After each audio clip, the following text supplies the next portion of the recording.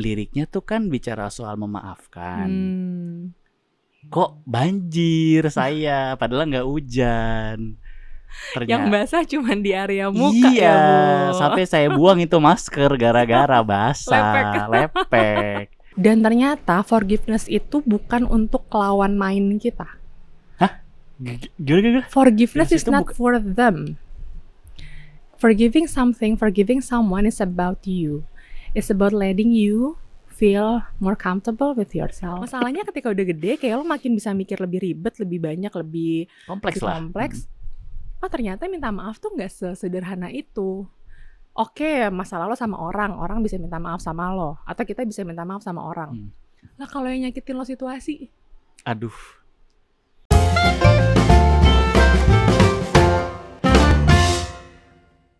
Beberapa hari yang lalu si Vian itu ngasih gue rekomendasi lagu. Jadi memang dia tuh sama gue suka share-share lagu-lagu indie yang berbau-bau self heal gitu-gitulah. Tapi agak lucu ya. Agak emo ya pertemanan kalian ya. Cowok tapi begini.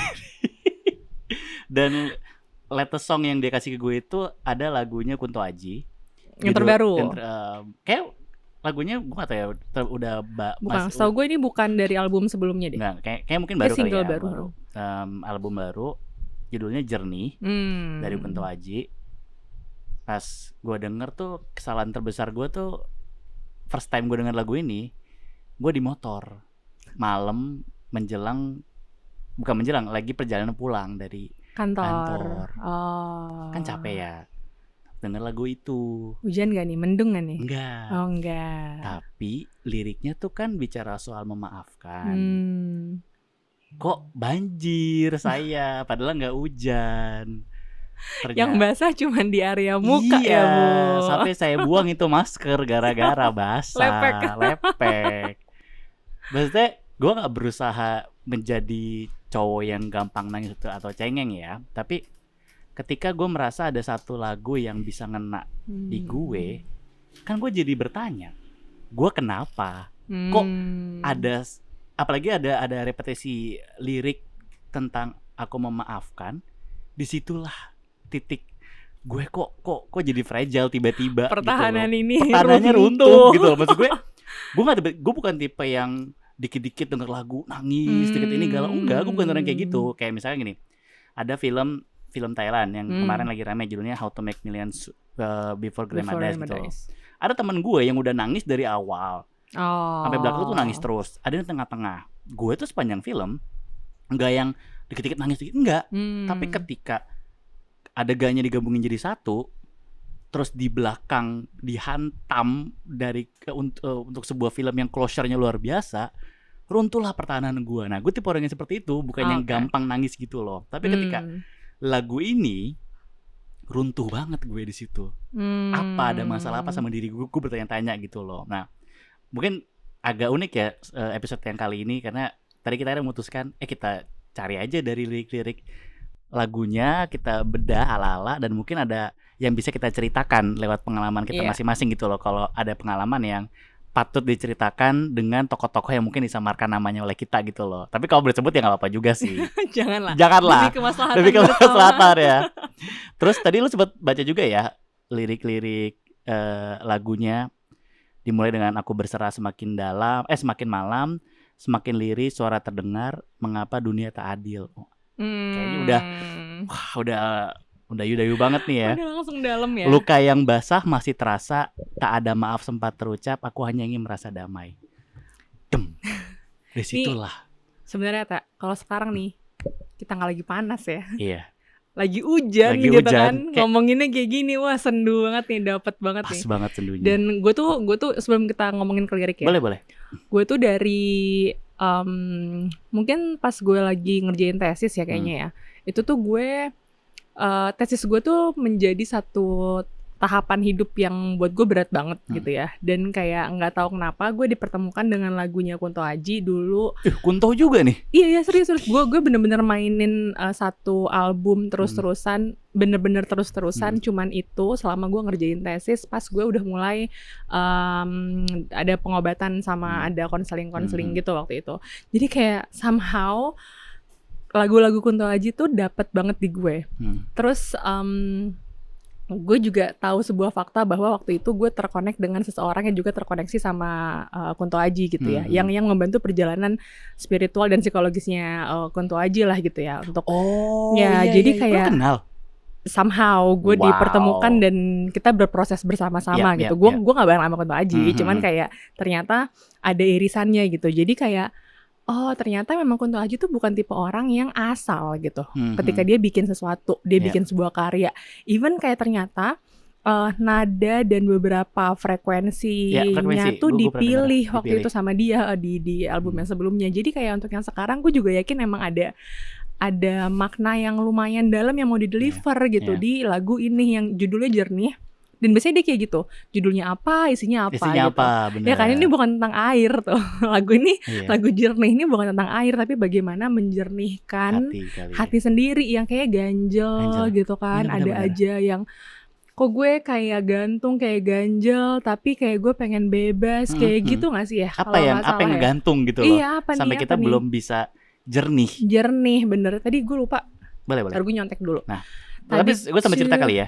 Jadi ketika gue mendengar lagu ini, gue langsung ingat banget, gue langsung ngechat lo dan gue bilang makna yang gue dapat dari lagu ini adalah mungkin ya gue masih ini sebenarnya terkait juga sih sama episode closure ya sebenarnya. Ya, benar. Waktu gue denger lagu ini berbarengan tim kita lagi ngedit closure dan gue akhirnya nonton closure juga, dan kok somehow terconnect gitu loh antara episode closure sama lagu ini gitu loh. Dalam artian ngenaknya di gue adalah kayaknya banyak hal-hal yang belum termaafkan di pengalaman-pengalaman gue yang lalu ya. Termaafkan mungkin bisa berasal dari kita berdua yang ada gue dengan orang lain yang belum closure, entah dengan mantan mungkin, atau dengan mantan sahabat, atau mungkin dengan orang-orang lain yang pernah berkonflik sama gue, dan sampai hari ini mungkin kita udah tidak kontek-kontekan lagi. Tapi kok ngerasanya ada yang ganjel ya. Kayaknya udah bertahun-tahun kita nggak udah lewat banget. Tapi kayaknya nggak ada penyelesaian dari cerita kita gitu loh. Gue yang sama mantan ada, sama temen ada, sama satu orang yang nggak bisa gue sebut hubungan kita tuh apa juga ada gitu loh. Makanya mungkin ketika gue mendengarkan lagu Jernih ini ada kata-kata aku maafkan, gue berpikir gue tuh ternyata nungguin mereka minta maaf dah selama ini. Jadi gue tuh masih bisa menceritakan kisah itu, dan kadang-kadang menjadi menggebu-gebu ketika gue menceritakan kisah itu. Sampai akhirnya gue berpikir, gue sebenarnya udah selesai belum sih sama masalah itu? Kok gue masih menggebu-gebu ya? Kok gue masih ada deg-degannya, ada rasa nyeseknya gitu kalau cerita itu. Sampai ya gue gak mau sembarangan pakai kata ini, tapi gue sih ngerasanya ada traumatis di hubungan persahabatan gitu loh. Sampai gue sulit untuk mempunyai teman setelah masalah gue dengan mantan gue bingung nyebutnya mantan sahabat atau apa gitu ya, dengan orang ini gitu loh. Gue nungguin maaf dia sebenarnya. Gue sampai bilang sama istri gue bahwa kayaknya kalau dia minta maaf sama gue selesai deh. Gue lega gitu loh. Sama dengan recently ada satu konflik ya gue dengan seseorang yang kayaknya kalau kita saling, kalau yang ini gue sih akan bilang kalau kita saling memaafkan kayaknya selesai deh, kayaknya lega deh, karena udah nggak sama mereka aja, udah punya kehidupan baru yang juga gue ngerasanya kehidupan yang sekarang membahagiakan buat gue. Tapi kok kenapa ganjel ya? Iya, masalahnya di mana? Aku ganjel gitu loh. Sampai gue dengerin closure juga, ada satu part di mana lo bilang yang gue inget, kayaknya bisa deh mulai dengan lo maafin situasi. Gue gak tahu antara maafin situasinya atau maafin diri lo sendiri, atau maafin dengan keadaannya gitu, Nda. Iya. Ini di lagunya Kunto Aji, di bait kedua dia bilang gini. Ini menurut gue ini sangat menggambarkan lo. Aduh, langsung diteliti ya Pak.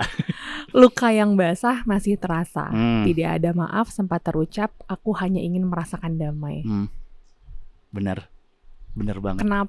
Kenapa ganjel? Kenapa lo masih ngerasa ada deg-degannya? Kenapa kita kadang ngerasa kayak even kayak bukan inget spesifik memori itu, tapi ketika lo kayak misalnya nonton film terus scene-nya atau ceritanya mirip kayak cerita lo lagi scroll Instagram, TikTok dapet quotes atau case orang curhat dia digituin juga mirip, kayak nyesek woi, nggak tahu kenapa tiba-tiba kayak, atau minimal banget kayak lo berhenti nafas sepersekian detik gitu kan, kerasa.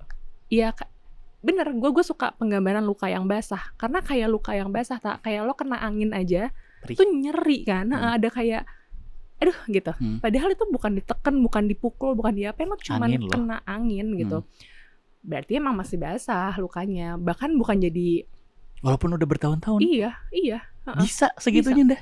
Bisa banget.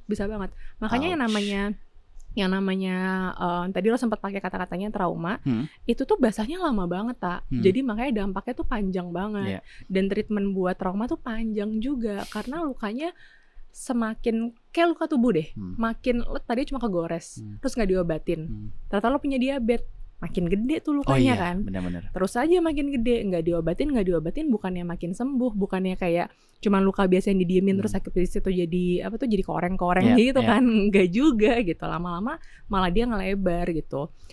Itu kadang-kadang tuh luka batin tuh juga bisa luka batin. Iya. Bukunya Pijar jadi ada wah lu didukung tuh tiba-tiba agak mendung, tau gak sih lo? Mantap kan, memang ini udah mulai sendu nih, emang topiknya makin sendu. Jadi kayak yang namanya luka batin itu tuh nggak kelihatan tapi rasanya tuh ada, dan ternyata emotional pain itu di dalam otak dipersepsikan di area yang sama dengan physical pain. Hah? Yes. Satu part mereka? Iya. Physical sama apa tadi? Sama emotional pain. Emotional pain? Iya betul. Tapi gini, jangan salah paham kalau otak tuh cuma ngurusin cuma di bagian sini doang, misalnya tentang pain gitu ya. Dia tuh agak meluas, agak kesebar di mana-mana. Tapi kurang lebih area yang bekerja tuh sama. Ketika kayak orang diingetin tentang emotional pain, sama orang dikasih stimulus, misalnya kayak gambar orang lagi sakit fisik gitu, itu tuh sama aktivitas otaknya ternyata gitu. Jadi lo nggak bisa mengecilkan gitu ya pengalaman emosional lo yang tadi nyakitin gitu, dan kenapa bisa keinget terus walaupun udah lama ya karena emang ada gitu, otak lo nyimpan memorinya, otak lo inget rasa sakitnya tuh miris-miris apa waktu itu, bahkan mungkin yang lo inget sekarang tuh sepersekian dari rasa sakit yang lo rasain waktu itu, cuma deg-degan, cuma sesak nafas gitu kan. Dulu mungkin lo sampai nafas aja susah, nangis banget tuh juga tetap nggak cukup gitu kan. Dan kayak waktu itu belum di part yang tahu kalau nangis itu adalah penyaluran emosi. Iya. Dan ngobatin ya, ternyata lumayan ngebantu ya. Gue belum ada di tahap itu. Gue belum tahu nangis itu bisa dan diperbolehkan untuk. Oh, apalagi kan cowok kan gak boleh nangis ya dong. Lu dari kecil kenapa gitu ya maksud gue ya? Sampai sekarang BTW kayak bapak ibu gue sama ponakan gue yang cowok juga gitu. Kan jagoan, ayo dong, Aca kan jagoan, masa nangis, ayo sini gitu. Jadi kayak di-cut aja gitu kalau mau nangis karena lo jagoan gitu kan. Sedangkan kalau cewek gak boleh kayak begini, gak boleh nangis, andu gitu. Jadi kayak nggak bisa. Tapi kalau misalnya kayak cewek lebih wajar kan, makanya cewek lebih wajar dia cewek tapi lebih ke cengeng kan. Cewek banyak nangis jadi cengeng kan. Padahal kan bukan ke arah itu kan. Siapa tahu emang lagi banyak aja masalah hidupnya jadi dia nangis gitu. Iya. Nah yang tadi lo bilang pas lagi lo dengerin lagu ini habis tuh jadi ngingetin lo dan kayak iya apa gue butuh maaf ya gitu. Itu tuh emang kadang-kadang kita haus banget sih sama sama permintaan maaf dari orang. Gue nggak tahu ini asal usulnya dari mana, tapi ini juga cuma pendapat pribadi gue ya. Oke, ini opini ya. Ini opini. Jadi gini, gue ngerasa gue dibesarkan dengan konsep kalau memaafkan itu baru bisa dilakukan ketika ada orang minta maaf. Oke. Jadi gue nggak mungkin memaafkan sesuatu yang tidak ada permintaan maafnya. Damn, bener. Kayak nggak masuk akal aja gitu. Ngapain?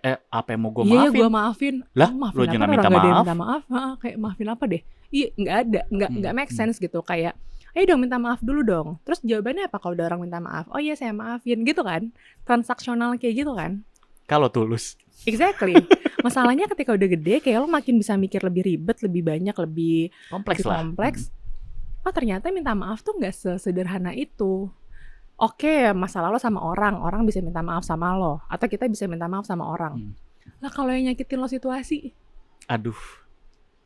Kalau lo misalnya kayak misalnya ada situasi di mana kita kehilangan seseorang yang kita sayang banget karena bencana alam. Karena situasi. Patah hati banget kan, marah banget pasti ada di situ. Ya marah Tapi sama siapa? lo marah sama siapa? Mau minta siapa minta maaf gitu? Alam minta maaf sama lo kayak kan itu jadi nggak realistis kan harapannya kan? Atau kadang ya marah sama Tuhan, kayak ada yang seperti itu kan. Jadinya kayak gitu. Dan nggak bisa gitu. Mau sebesar apapun lo berharap ada permintaan maaf dari sesuatu yang abstrak ini, kan nggak akan ada. Terus berarti akhirnya lo nggak akan bisa maafin situasi itu. Bener juga ya. Gitu. Jadi dan sebenarnya kalau dalam konsep ya psikologi, forgiveness itu tuh bukan tentang ada permintaan maaf dulu baru lo forgive someone gitu ya, lo maafin seseorang ada konsep gitu. Forgiveness ya di psikologi. Forgiveness itu sebenarnya sebuah konsep di mana seseorang rilis emosi resentment kalau kita bilang. Resentment itu dendam. Iya, dendam, ganjel, seganjel, rasa marah gitu ya. Ada yang ganjel gitu ya. Resentment ini dirilis dan diikhlaskan sehingga kita tuh bisa susah banget itu. Benar. Sehingga kita bisa evolve. Tapi ini adalah sebuah usaha yang voluntarily. Berarti diusahakan. Bukan rela ya, suka rela. Iya, memang yang dan bukan hal yang kayak spontanis aja gitu bisa terjadi secara alamiah, enggak. Tapi emang butuh effort buat seseorang bisa forgive something. Gitu. Dan ternyata forgiveness itu bukan untuk lawan main kita. Hah? Gimana? Forgiveness is not for them. Forgiving something, forgiving someone is about you. It's about letting you feel more comfortable with yourself, with the situation, with your anger. Jadi sebenarnya lo maafin sesuatu, sebenarnya tuh buat lo. Yang butuh permintaan maaf itu sebenarnya lo. Tapi diri lo yang paling butuh forgiveness lo. Wow. Gitu. Oke. Yang lo butuhin sebenarnya lo ngomong sama dia bahwa iya gue udah maafin. Walaupun dia gak minta maaf. Enggak. Walaupun dia gak minta maaf sama lo. Kadang-kadang gini, kadang-kadang tuh ya, yang gue baru kali sering dapat klien gitu ya.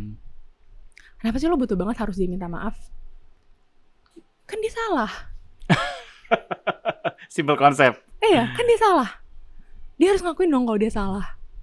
Jadi kayak so it's your ego untuk diakui bahwa di sini lo yang jadi korban, lo yang nggak bersalah, lo yang disakiti sehingga orang lain harus minta maaf sama lo. Tanpa dia minta maaf sama kita belum bisa maafin dia.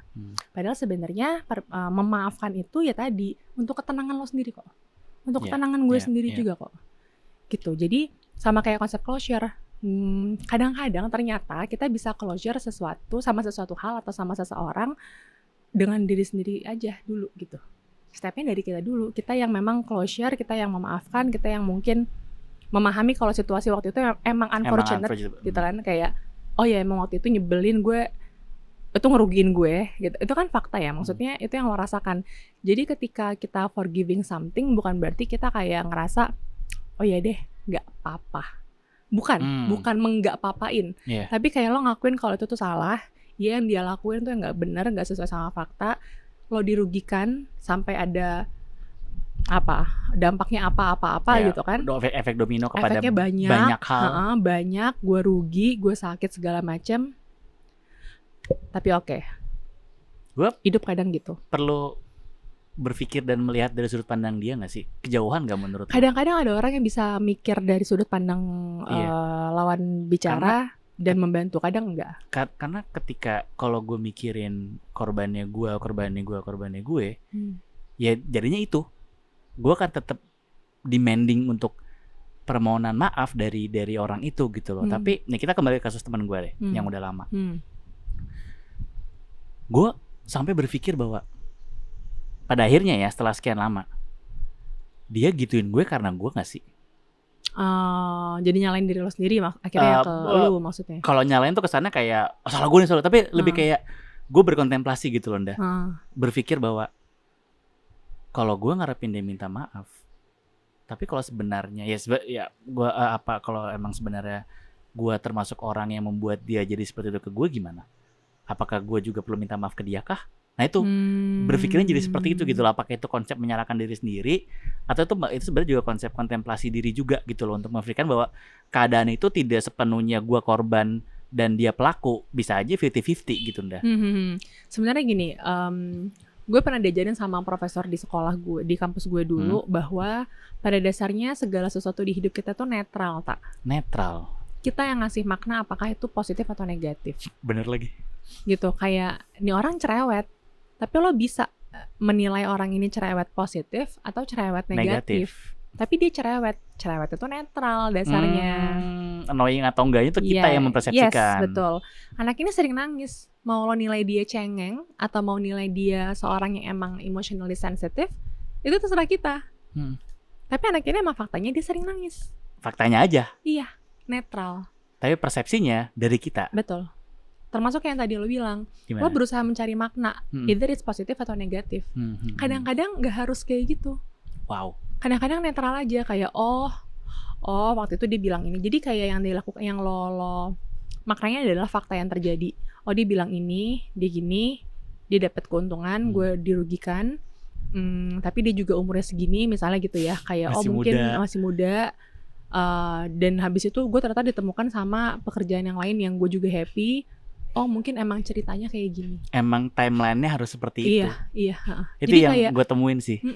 Enggak jadi yang kayak tadi menilai diri kita victim, menilai diri dia pelaku, atau mungkin sebaliknya kita mungkin berkontribusi juga secara nggak sadar misalnya gitu ya, atau kayak oh ini pengambilan keputusannya juga gimana gitu. Jadi kayak sudah. So, Gitu. jadi kalau gue tangkap dari lo adalah coba deh lihat dari sudut pandang yang lebih Netral. bird eye. Oh, Netral. Kalau bird eye pun ketika lo akhirnya ngasih judgement, lo tetap punya judgement di situ. Tapi ketika netral, ya udah lu bisa Udah, pahami situasinya. Dan biasanya akan respon emosi kita lebih tenang, lebih relatif netral juga jadinya, karena netral gitu. Misalnya gini, kerjaan gue tuh kan tiap hari gue sama anak-anak yang belum bisa ngelola emosinya ya. Jadi ada aja tantrumnya, nangisnya segala macam. Kalau gue ngeliat mereka sebagai anak yang rese, anak yang demanding, anak yang cengeng gitu ya, mungkin gue akan capek banget dan selalu ngeliat mereka sebagai anak yang tanda kutip bermasalah gitu. Nah, dengan ngelihat situasi mereka dengan lebih netral, itu ngebantu gue untuk nilai perilaku mereka juga dengan lebih netral. Daripada gue bilang mereka bermasalah, gue akan bilang kalau oh sekarang emang anaknya lagi sering nangis, kayaknya dia gak nyaman deh di tempat baru gitu. Jadi bukan terus langsung ngasih label gitu, ini negatif, ini positif. Tapi kayak lebih, oh ini kesulitan dia, oh ini yang dia bisa, oh sekarang dia lagi nangis, oh besok dia bisa nulis kok, oh besok dia bisa kok belajar gitu. Jadi mainnya ke fakta aja yang dilihat, perilakunya apa, kenyataannya apa, udah gitu. Belajar untuk gak ngasih label. Jadi gak usah dilebih-lebihkan gitu loh. Kita ngelihat situasi normalnya aja gitu loh. Betul. Dan biasanya ini juga akan ngebantu ketika tadi kita maafin. Jadi kita memaknai situasi unfortunate itu dengan adil. Bener lagi. Dengan netral, dengan apa adanya gitu. Kalau kita terus-terusan bilang, iya sih waktu itu kayak gini, kita nyalahin terus, capek banget loh. Capek. Gak ada ujungnya. Bener. Muter-muter aja. Bener. Nyalahin sesuatu salah gitu kan, lo capek gitu ya. Kalau misalnya mau di-deny, mau di kayak, oh enggak kok, enggak pernah kok gue ngerasain kayak gitu. Enggak, itu enggak apa-apa lah. Kan kita juga gak jujur ya, kita gak adil ya sama kenyataan ya. Gitu, jadi ya udah jujur aja gitu. Oke. Kunto Aji bilang berkali-kali ya di liriknya dia. Nah iya, aku memaafkan. Yes. Apa itu? Nih. Jiwa yang tertawan, aku memaafkan. Hati yang berlubang, aku memaafkan. Sampai 3 kali dia bilang gitu. Aku hanya ingin merasakan damai.